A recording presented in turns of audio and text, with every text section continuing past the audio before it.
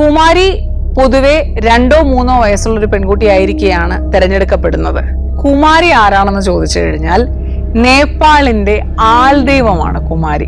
തലേജു ഭവാനി എന്ന നേപ്പാളിനെ സംരക്ഷിക്കുന്ന ദേവി കുമാരിയിൽ കുടികൊള്ളുന്നു എന്നാണ് നേപ്പാളികൾ വിശ്വസിച്ചു പോരുന്നത്. ഉടനെ ഒരു ക്യാമറയുടെ ഒരു ക്ലിക്കിന്റെ സൗണ്ട് കേൾക്കാൻ പറ്റി, ഷട്ടർ സൗണ്ട് കേൾക്കാൻ പറ്റി. ഇമ്മീഡിയറ്റ്ലി ഈ കുഞ്ഞ് എണീറ്റു, കിളിവാതിൽ അടഞ്ഞു. അപ്പൊ ഞാൻ കേണു പറഞ്ഞു എന്നെ എങ്ങനെയെങ്കിലും കടത്തി വിടുമെന്നൊക്കെ പറഞ്ഞിട്ടും ഒരു മനുഷ്യപ്പറ്റും ഇല്ലാതെ ഇവര് എന്നെ തടഞ്ഞു വെച്ചു.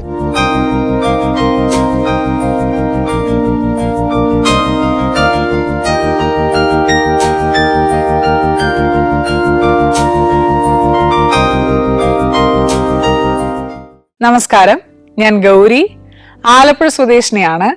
ഗണിതശാസ്ത്രത്തിൽ ഗവേഷണം ചെയ്യുന്നു. ഇത് കൂടാതെ കുറച്ച് വർഷങ്ങളായിട്ട് പല സ്ഥലങ്ങളിലായിട്ട് സോളോ യാത്ര പോകാനും സാധിച്ചിട്ടുണ്ട്.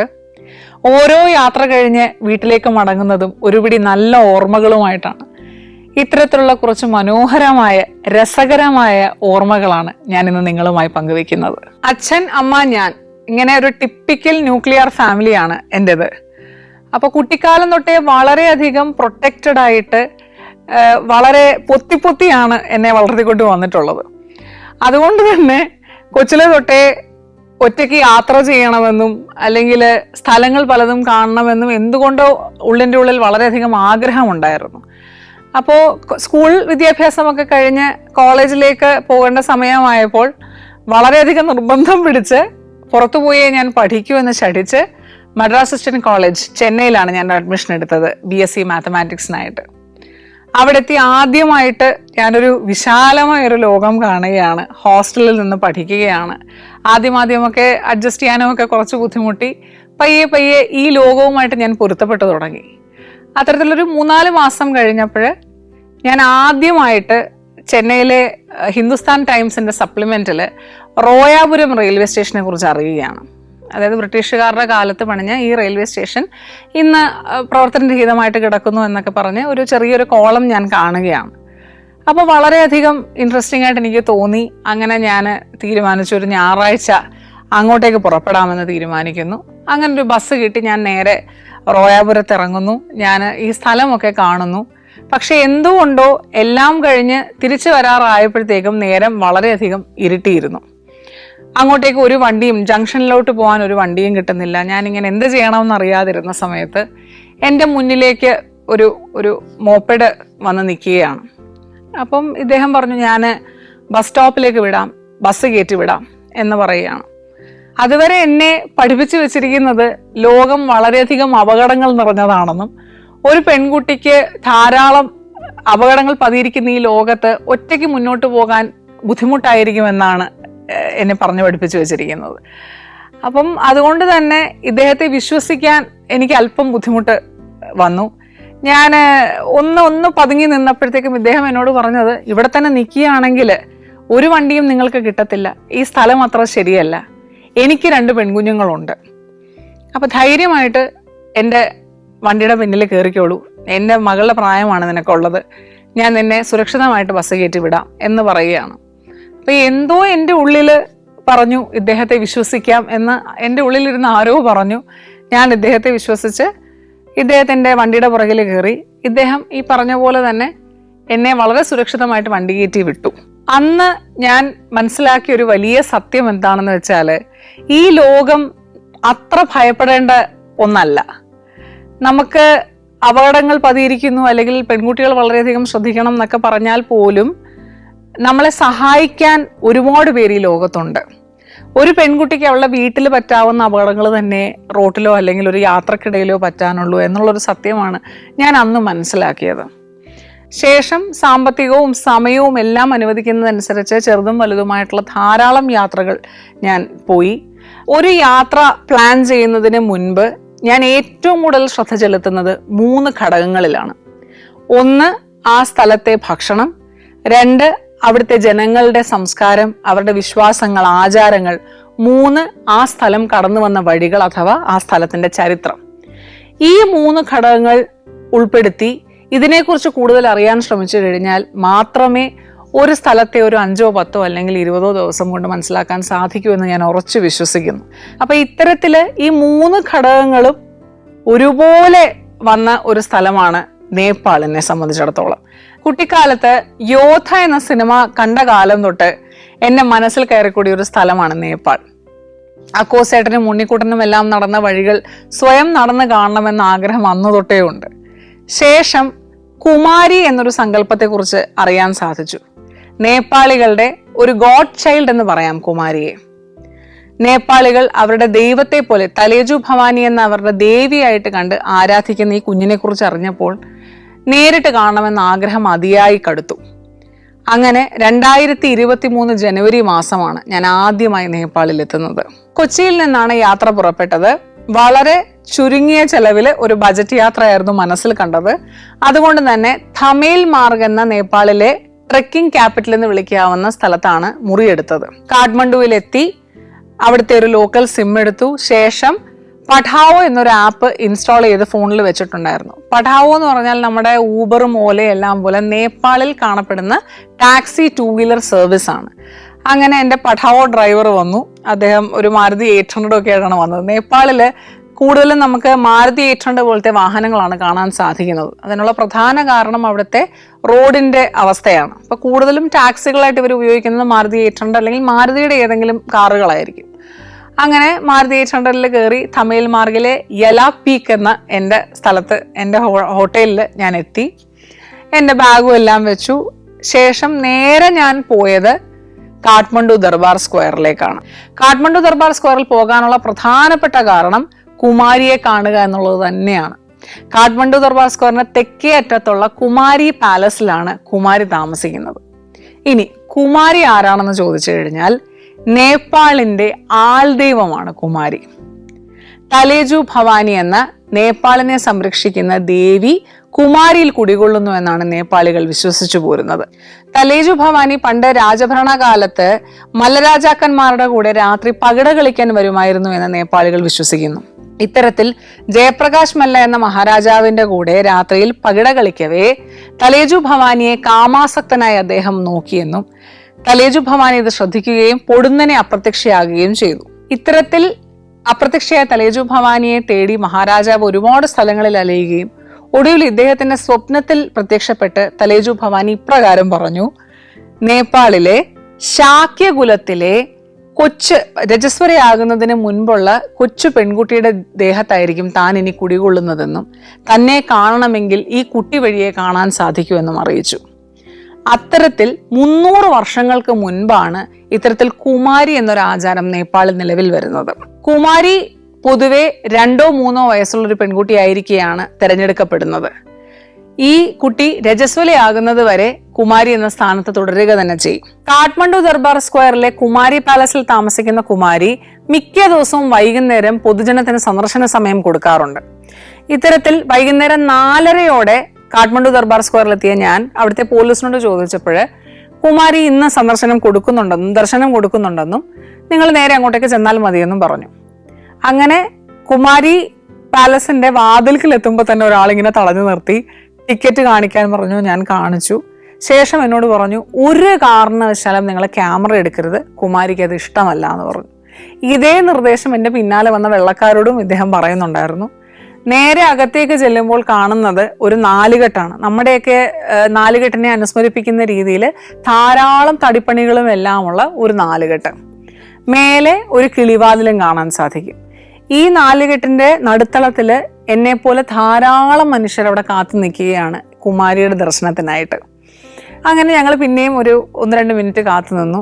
ശേഷം ഒരു ഭാര്യയും ഭർത്താവും കയ്യിലൊരു താലവും ഒക്കെ ആയിട്ട് മേളിലോട്ട് പോകുന്നത് കൊണ്ടു. ഇവരാരാണ്? കയ്യില് ഈ താലത്തിന്റെ കൂട്ടത്തിൽ തന്നെ കയ്യില് ഒരു പാവയും കൂടെ കരുതിയിട്ടുണ്ട് ഈ സ്ത്രീ. അപ്പൊ ഇവരാരാണ് എന്ന് ചോദിച്ചപ്പോൾ അദ്ദേഹം പറഞ്ഞു, കുമാരിയുടെ മാതാപിതാക്കളാണ്, അവര് കുമാരിയെ കാണാൻ വേണ്ടി വന്നിരിക്കുകയാണെന്ന് പറഞ്ഞു. അപ്പോഴാണ് ഞാൻ മനസ്സിലാക്കുന്നത്, കുമാരിയുടെ മാതാപിതാക്കൾക്ക് പോലും കുമാരിയുടെ കൂടെ താമസിക്കാൻ സാധിക്കില്ല. മറ്റുള്ളവരെ പോലെ വന്ന് കണ്ട് ദർശനം കുമാരി കൊടുക്കും, അതിനുശേഷം തിരിച്ചു പോകണം. കുമാരിയെ പരിചരിക്കാനായിട്ട് കൊട്ടാരത്തിൽ നിന്ന് പ്രത്യേകം പരിചാരകരുണ്ട്. അവര് കാലാകാലങ്ങളായിട്ട് അവരുടെ ആ കുടുംബത്തിന്റെ ചുമതലയാണ് കുമാരിയെ പരിചരിക്കുക എന്നുള്ളത്. ഇവർക്ക് മാത്രമേ കുമാരിയുടെ കൂടെ താമസിക്കാനുള്ള അനുവാദമുള്ളൂ. Germany, Poland, Bosnia and Herzegovina, Kyrgyzstan. Sancharam volume number 19. Full HD-യിലുള്ള ഈ അപൂർവ ദൃശ്യയാത്രാ വിവരണ ശേഖരം സ്വന്തമാക്കാൻ സഞ്ചാരം എന്ന് SMS ചെയ്യൂ. ഫോൺ 9995 444 222.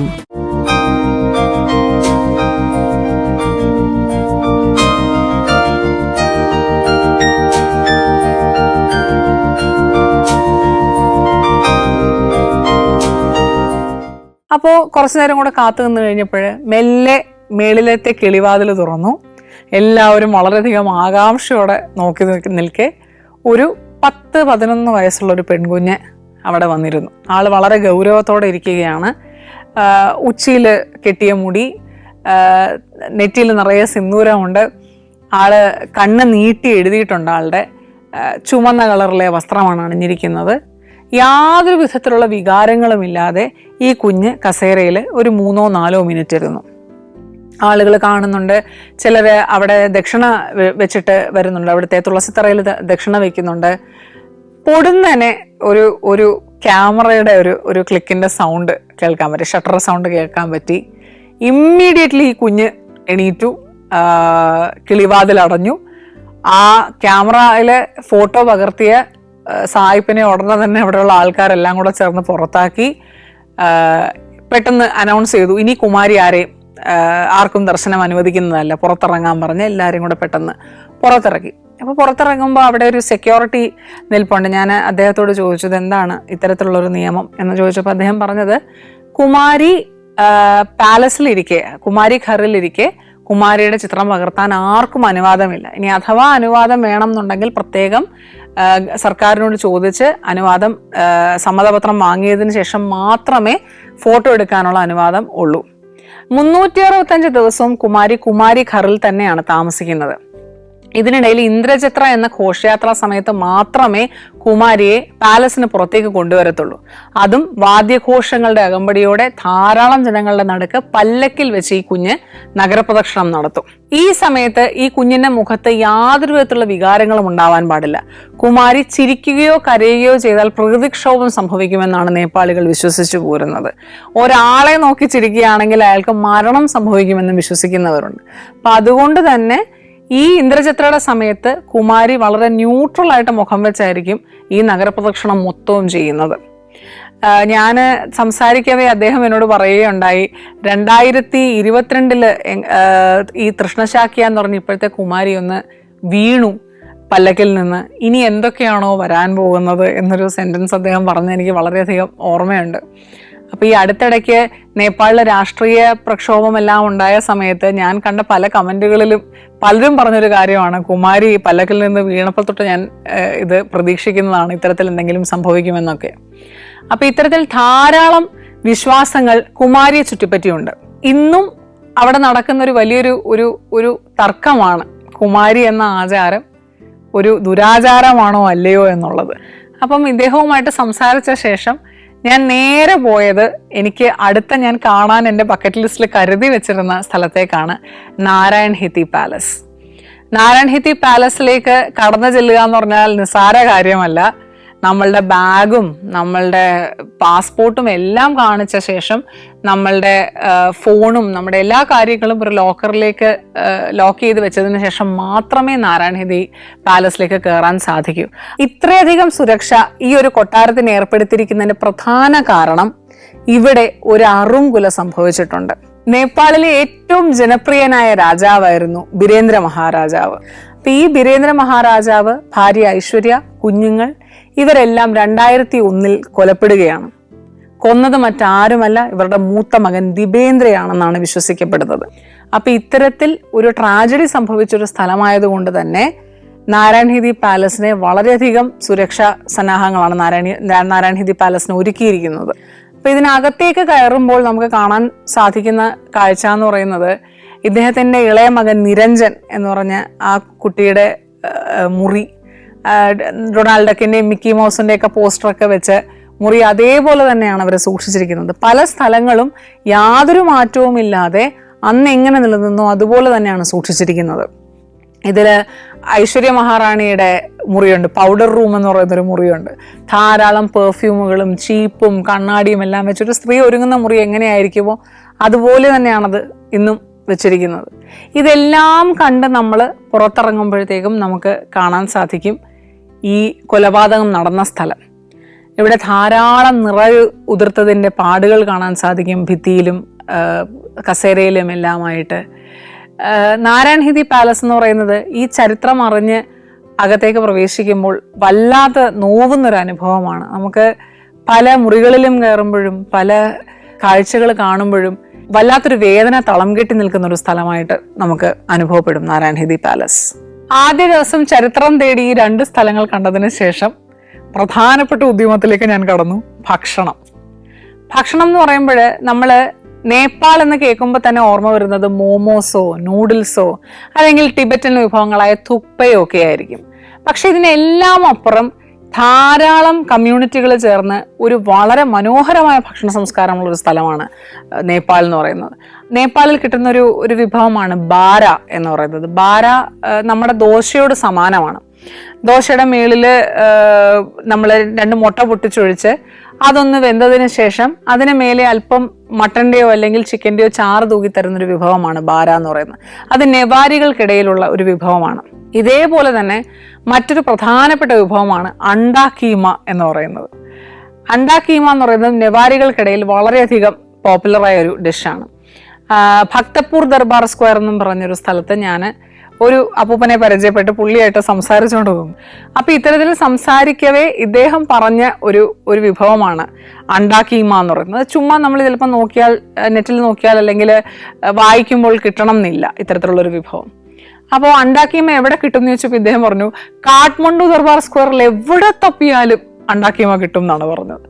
അങ്ങനെ ഞാൻ കാഠ്മണ്ഡു ദർബാർ സ്ക്വയറിൽ ചെന്ന് ഓരോ കടയിലും കയറി ഞാൻ ചോദിച്ചു തുടങ്ങി അണ്ടാ കീമ കിട്ടുമോ ഇവിടെയെന്ന്. പലരും പറയുന്നത് ഒരേ ഉത്തരമാണ്, ഇത് വീടുകളിൽ തയ്യാറാക്കുന്ന ഒരു വിഭവമാണ്, ഇത് അധികം ഹോട്ടലുകളിൽ കാണാൻ സാധിക്കില്ല എന്നാണ് അവർ പറഞ്ഞത്. അപ്പം എൻ്റെ ആഗ്രഹം അതികലശലായിട്ട് ഞാൻ ഒരേ സ്ഥലത്തൂടെ തേരാപ്പാര നടക്കുന്നത് കണ്ടപ്പോഴേ അവിടെ നിന്നിരുന്ന പോലീസുകാരൻ എന്നോട് ചോദിച്ചു, നിങ്ങൾ എന്ത് തേടിയാണ് നടക്കുന്നത്? അപ്പോൾ ഞാൻ പറഞ്ഞു, എനിക്ക് ഇത്തരത്തിൽ ഞാൻ അണ്ടാ കീമ എന്നുള്ളൊരു വിഭവത്തെക്കുറിച്ച് എനിക്ക് അറിയാൻ സാധിച്ചു, അതിവിടെ എവിടെ കിട്ടും എന്നാണ് ഞാൻ തിരക്കുന്നത്. ചിലർ പറയുന്നു ഈ കടയിൽ കിട്ടുമെന്ന്, അവിടെ ചെന്ന് ചോദിക്കുമ്പോൾ അവർ പറയുന്നു മറ്റേ കടയിൽ കിട്ടുമെന്ന്. ഇങ്ങനെ ഞാൻ അങ്ങോട്ടും ഇങ്ങോട്ടും നടക്കുകയാണെന്ന് പറഞ്ഞു. അപ്പോൾ ഇദ്ദേഹം ഉടനെ തന്നെ ഇദ്ദേഹത്തിൻ്റെ ഔട്ട് പോസ്റ്റിലുള്ള മറ്റ് പോലീസുകാരോട് സംസാരിച്ചപ്പോൾ അതിലൊരു പോലീസുകാരൻ എന്നോട് പറഞ്ഞു, കസ്തമണ്ഡപം എന്ന് പറഞ്ഞ അവിടുത്തെ ഒരു ബിൽഡിംഗ് ഉണ്ട്, അതിന് തൊട്ടടുത്തുള്ള കൗള ഛായിൽ അണ്ടാ കീമ കിട്ടുമെന്ന്. അപ്പം ഈ കൗള ഛാ എന്താണ് എന്ന് ഞാൻ ചോദിച്ചപ്പോൾ അറിയാൻ സാധിച്ചത് കൗള ഛാ എന്ന് പറയുന്നത് അവിടുത്തെ ചാരായ ഷാപ്പാണ്. അപ്പൊ എന്തായാലും ചാരായ ഷാപ്പെങ്കിൽ ചാരായ ഷാപ്പ്, അണ്ടാ കീമ കഴിച്ചിട്ടേ ഉള്ളൂ എന്നും പറഞ്ഞുകൊണ്ട് ഞാൻ അങ്ങോട്ടേക്ക് വെച്ച് പിടിച്ചു. അവിടെ ചെല്ലുമ്പോൾ ഒരു ഇടുങ്ങിയ ഒരു ഒറ്റമുറിയാണ്.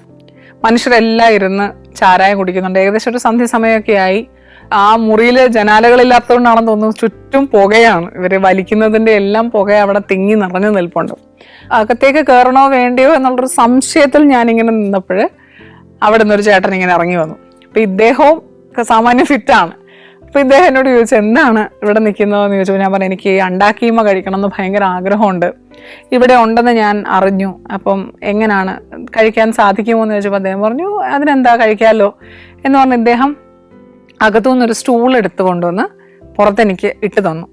ഇവിടെ ഇരുന്നോളാൻ പറഞ്ഞു. അങ്ങനെ ഞാൻ കുറച്ചു നേരം വെയിറ്റ് ചെയ്തു. അവസാനം എൻ്റെ കയ്യിൽ ഈ സംഭവം വന്നു. അപ്പോഴാണ് അണ്ടാ കീമ എന്താണെന്ന് ഞാൻ പറയുന്നത്. അതായത് നമ്മുടെ മട്ടൻ്റെയോ അല്ലെങ്കിൽ ബഫലോ അതിൻ്റെ മീറ്റ് മിൻസ് ചെയ്യുകയോ അല്ലെങ്കിൽ ചെറുതായിട്ട് കട്ട് ചെയ്യുകയോ ചെയ്തിട്ട് അത് ഉപ്പും കുരുമുളകും ഇട്ട് വേവിച്ചതിന് ശേഷം അതിന് മേലെ മുട്ട പൊട്ടിച്ചൊഴിച്ച് ആവി കയറ്റി തരുന്നൊരു വിഭവമാണ് അണ്ടാ കീമ എന്ന് പറയുന്നത്. പറയുമ്പോൾ വളരെയധികം ലളിതമെന്ന് തോന്നും, പക്ഷേ കഴിക്കുമ്പോൾ അത്യധികം സ്വാദുള്ളൊരു വിഭവമാണ് അണ്ടാ കീമ. നേപ്പാളിൽ എനിക്ക് ഏറ്റവും പ്രിയപ്പെട്ട വിഭവം എന്താണെന്ന് ചോദിച്ചു കഴിഞ്ഞാൽ അത് മോമോയോ നൂഡിൽസോ ഒന്നുമല്ല, അത് ഞാൻ തപ്പി നടന്ന് കഷ്ടപ്പെട്ട് കണ്ടുപിടിച്ച് അണ്ടാ കീമ തന്നെയായിരിക്കും. അതേപോലെ ഒരു നീണ്ട കഥ പറയാനുള്ള മറ്റൊരു വിഭവമാണ് സാക് സുക്കുട്ടി എന്ന് പറയുന്നത്. സാക്സുക്കുട്ടി ടിബറ്റൻസിനിടയിൽ വളരെ പ്രശസ്തമായ ഒരു വിഭവമാണ്. പക്ഷേ ഈ പറഞ്ഞ പോലെ എല്ലാ കടകളിലും അത് ഭക്ഷിക്കാൻ ലഭിക്കണം എന്നില്ല. അപ്പൊ ഞാൻ ലുംബിനിയിൽ പോയി ലുംബിനി എല്ലാം കണ്ട്, ലുംബിനി കപിലവസ്തു എല്ലാം കണ്ട് തിരിച്ചു വരവെയാണ് എൻ്റെ ഡ്രൈവർ ചേട്ടനാണ് എന്നോട് പറയുന്നത്, ഇത്തരത്തിൽ സാക്സുക്കുട്ടി എന്ന് പറഞ്ഞൊരു വിഭവമുണ്ട്, അത് ഇവിടുത്തെ ഇന്ന കടയിൽ കിട്ടും, നിങ്ങളൊന്ന് പോയി അതൊന്ന് കഴിക്കണം എപ്പോഴെങ്കിലും സമയം കിട്ടുമ്പോഴെന്ന് പറഞ്ഞു. അപ്പം അങ്ങനെ ഞാൻ റൂമിലെത്തി, ഞാൻ ഫ്രഷൊക്കെ ആയിട്ട് ഞാൻ നേരെ ഒരു ഓട്ടോയും പിടിച്ച് ഞാൻ ഈ കടയിലോട്ട് എത്തുകയാണ്. അപ്പം ഞാൻ താമസിക്കുന്ന ഹോട്ടലിൽ നിന്ന് ഒരു 4-5 കിലോമീറ്ററിന്റെ വ്യത്യാസമുണ്ട് ഈ കടയിലേക്ക്. അപ്പം ഇങ്ങനെ കടയിലെത്തി, കട ഷട്ടർ ഇട്ടിരിക്കുകയാണ്. ഓട്ടോ ഞാൻ പറഞ്ഞു വിടുകയും ചെയ്തു. അപ്പം ഞാൻ അവിടെ ഇങ്ങനെ നിൽക്കുന്ന കണ്ടിട്ട് അവിടുത്തെ സ്ത്രീ എന്നോട് ചോദിച്ചു, എന്തു പറ്റിയെന്ന് ചോദിച്ചപ്പോൾ ഞാൻ പറഞ്ഞു, ഞാൻ ഈ കടയിലേക്ക് വന്നതാണ്, പക്ഷേ കട ഇങ്ങനെ ഷട്ടർ ഇട്ടിരിക്കുന്നത് കൊണ്ട് എന്ത് ചെയ്യണം എന്ന് അറിയില്ല എന്ന് പറഞ്ഞു. അപ്പോൾ അവർ പറഞ്ഞു, ഇവിടെ അടുത്തൊരു മരണം സംഭവിച്ചു, മരണം സംഭവിക്കുമ്പോൾ പൊതുവേ ഞങ്ങൾ കുറച്ച് ദിവസത്തേക്ക് കടയ്ക്ക് ഷട്ടർ ഇട്ട് വെക്കാറുണ്ട്, അതിവിടുത്തെ ഒരു പതിവാണ് എന്ന് പറഞ്ഞു. അപ്പോൾ ഞാൻ ചോദിച്ചു, ഇനി എനിക്കിത് കഴിക്കണമെങ്കിൽ ഞാൻ എപ്പോൾ വരണം എന്ന് ചോദിച്ചപ്പോൾ അവർ പറഞ്ഞു, നാളെ ഉച്ച കഴിഞ്ഞ് വരൂ എന്ന് പറഞ്ഞു. അപ്പോൾ എന്നാൽ ശരി, ഞാൻ നാളെ വരാം എന്ന് പറഞ്ഞ് ഞാൻ മടങ്ങാൻ ഒരുങ്ങിയപ്പോൾ അവരെൻ്റെ അടുത്ത് ചോദിച്ചു, എവിടെ നിന്നാണ് വരുന്നതെന്ന് ചോദിച്ചു. അപ്പം ഞാൻ പറഞ്ഞു, ഞാൻ ഇന്ത്യയിൽ നിന്നാണ് വരുന്നത്. അതല്ല, നിങ്ങൾ ഇപ്പം എവിടെ നിന്നാണ് വരുന്നത് എന്ന് ചോദിച്ചപ്പോൾ ഞാൻ ഹോട്ടലിൻ്റെ അഡ്രസ്സ് പറഞ്ഞു. അയ്യോ, അത്ര ദൂരത്തുനിന്ന് ഇത് കഴിക്കാനായിട്ട് വന്നതാണോ? ഞാൻ പറഞ്ഞു, അതെ. എന്നാൽ ഒരു കാര്യം ചെയ്യൂ, 20 മിനിറ്റ് ഇവിടെ കയറിയിരിക്കൂ, ഞാൻ നിങ്ങൾക്കിത് തയ്യാറാക്കി തരാമെന്ന് പറഞ്ഞു. അങ്ങനെ ഞാൻ അകത്തേക്ക് കയറി. അപ്പം അകത്തേക്ക് കയറി ദീദിയുടെ പേര് ചോദിച്ചു. ദീദിയുടെ പേര് കമലാ ദീദി എന്നാണ്. കമലാ ദീദിയുടെ ഭർത്താവ്, കുഞ്ഞുങ്ങൾ എല്ലാം അവിടെ ഉണ്ട്. കൂടാതെ 2-3 നായ്ക്കുട്ടികളുണ്ട്, അവരുടെ അനിയനുണ്ട്, ഭാര്യയുണ്ട്. ഇവരെല്ലാവരും കൂടി ഇരുന്ന്, ഒരു ഡേ ഓഫ് ആയതുകൊണ്ട് ഇവരെല്ലാം കൂടി ഇരുന്ന് സംസാരിച്ച് ഭക്ഷണമൊക്കെ കഴിച്ച്, ഭക്ഷണമൊക്കെ പാകം ചെയ്ത് അവരുടെ ഒരു ഒത്തുകൂടലായിരുന്നു അവിടെ നടന്നുകൊണ്ടിരുന്നത്. ഇവർ ഈ ഒത്തുകൂടലിൽ എന്നെയും ഉൾപ്പെടുത്തി ഇവരോട്ട് ഒരുപാട് വർത്താനം പറഞ്ഞു. ശേഷം കുറച്ച് കഴിഞ്ഞപ്പോഴത്തേക്കും എൻ്റെ മുന്നിൽ ഒരു പ്ലേറ്റ് വന്നു, ഈ സാക്സുക്കൂട്ടിയും കൂടെ അല്പം അവലുമായിട്ട്. അവലാണ് സാക്സുക്കൂട്ടിയുടെ കൂടെ കഴിക്കുന്നത്. പൊതുവേ നേപ്പാളികൾക്ക് അവല് വളരെയധികം ഇഷ്ടമാണ്. നമ്മൾ ചോറ് കഴിക്കുന്ന പോലെ തന്നെ ഇവർ അവല് കൂട്ടിയാണ് പല ഭക്ഷണവും കഴിക്കാറുള്ളത്. അപ്പോൾ ഈ അവലും സാക്സുക്കൂട്ടിയും കൂടെ ഞാൻ കഴിച്ചു. കൂടെ അവരെനിക്കൊരു ഫ്രൂട്ട് ഡ്രിങ്ക് തന്നു.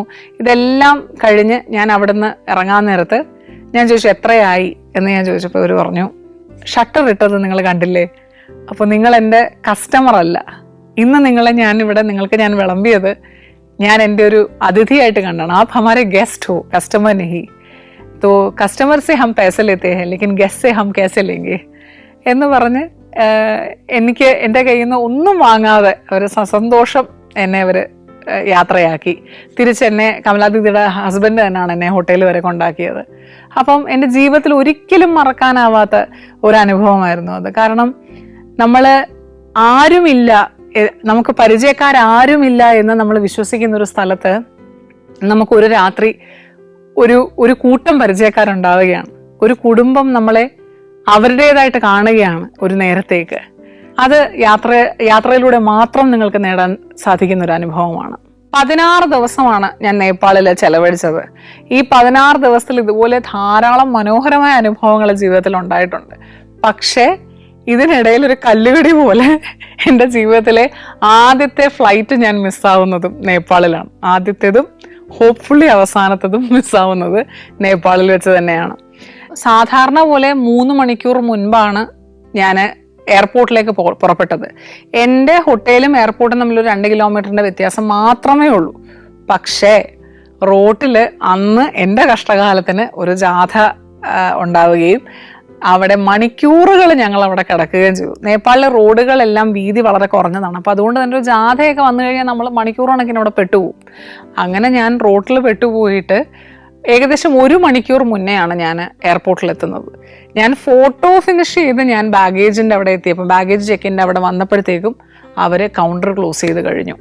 അപ്പം ഞാൻ കേണു പറഞ്ഞു, എന്നെ എങ്ങനെയെങ്കിലും കടത്തി വിടുമെന്നൊക്കെ പറഞ്ഞിട്ടും ഒരു മനുഷ്യപ്പറ്റും ഇല്ലാതെ ഇവർ എന്നെ തടഞ്ഞു വെച്ചു. അപ്പം ഇനി അടുത്ത ഫ്ലൈറ്റ് പിടിച്ചേ പറ്റൂ എന്ന് പറഞ്ഞൊരവസ്ഥ അവിടെ എനിക്ക് സംജാതമായി. അവസാനം ഈ ബജറ്റ് ട്രിപ്പിൻ്റെ എല്ലാ ബജറ്റും തെറ്റിച്ചുകൊണ്ട് അവസാന നിമിഷമായതുകൊണ്ട് 15,000-18,000 കൊടുത്താണ് ഞാൻ തിരിച്ച് നാട്ടിലേക്ക് എത്തിയത്. അപ്പം ഇത്തരത്തിലുള്ളൊരു അനുഭവം എനിക്ക് നേപ്പാളിൽ വെച്ചുണ്ടായിട്ടുണ്ട്.